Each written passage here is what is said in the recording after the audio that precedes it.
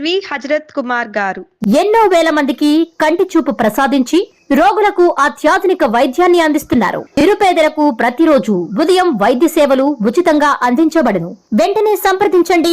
విజేత కంటి వైద్యశాల, కెనరా బ్యాంక్ పక్కన, బాబు ఐస్ క్రీమ్ ఎదురువీధి, బృందావనం, నెల్లూరు. అందరికీ నమస్కారం అండి.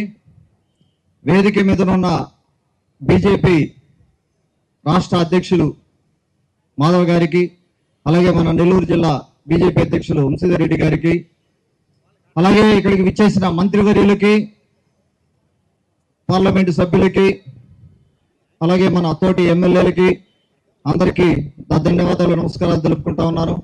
వేదిక ముందునున్న కూటమి తెలుగుదేశం, బీజేపీ, జనసేన కార్యకర్తలు, నాయకులందరికీ కూడా నా ధన్యవాదాలు. ఈ రోజున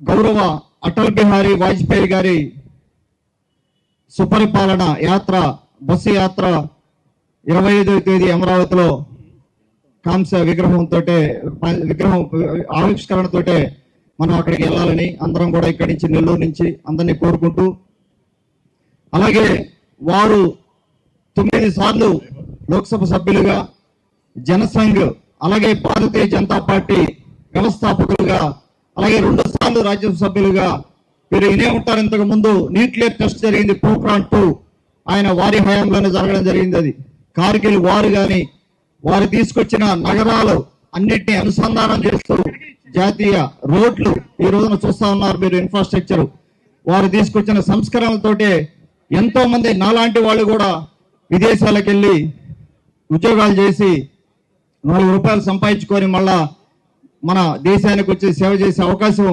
నాలాంటి వాళ్ళకి చాలా మందికి కల్పించారు వారు. అలాగే ఇక్కడ చిన్నప్పటి నుంచి కూడా నేను ఆర్ఎస్ఎస్ లో ఉన్నాను. ఆర్ఎస్ఎస్ నేర్పిన డిసిప్లిన్ అవ్వచ్చు, ఆర్ఎస్ఎస్ చూపిన పాట అవ్వచ్చు, అలాగే అటల్ బిహారీ వాజ్పేయి గారు మీకు అందరికీ తెలుసు, ఆర్ఎస్ఎస్ లో ప్రధానమైన సభ్యులు, ప్రధానమైన కార్యకర్త స్థాయి నుంచి వారు ఎదిగిన పరిస్థితి. వారు నేర్పించిన డిసిప్లిన్ తోటే ఇంకా ముందుకెళ్ళి వారు మిగిల్చిన కొన్ని ఆశయాలను ముందు తీసుకెళ్లి అందరితోటి మన గౌరవ ముఖ్యమంత్రి శ్రీ నారా చంద్రబాబు నాయుడు గారితో పనిచేసి వారి ఆశయాలను ఇంకా ముందు తీసుకెళ్లే కనుక నేను కృషి చేస్తానని సభాముఖంగా చెప్పుకుంటా ఉన్నాను.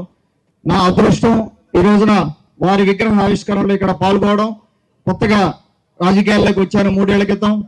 ఇటువంటి ఇంత పెద్ద కార్యక్రమంలో వారి విగ్రహాన్ని ఆవిష్కరించుకుంటే ఇక్కడికి నన్ను ఇన్వైట్ చేసిన మన భారతీయ జనతా పార్టీ నాయకులందరికీ కూడా నా ప్రత్యేకమైన ధన్యవాదాలు తెలుపుకుంటూ, మీ అందరికీ కూడా మరొకసారి 25వ తేదీన మనం అమరావతి వెళ్ళి ఈ కార్యక్రమాన్ని విజయవంతం చేసి ఆ రోజున కంప్లీట్ చేసుకోవాల్సిందిగా అందరూ కూడా మరొకసారి పిలుపునిస్తూ ధన్యవాదాలు చెప్పుకుంటూ సెలవు తీసుకుంటా ఉన్నాను.